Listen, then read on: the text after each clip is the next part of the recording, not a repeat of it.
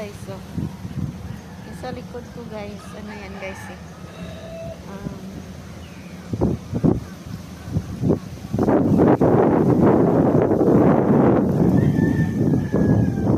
Yan naman sa baba niyan. May bahay talaga yan. Yan.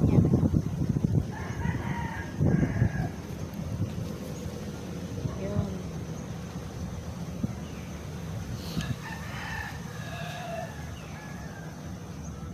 Lakas ng hangin dito guys. Napapaluha yung mata ko.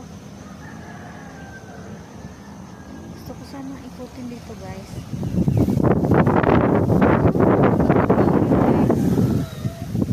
Lamig. Ito yung farm guys. Saan ako nagtrabaho guys. Mahirap kasi makatambay lang guys eh.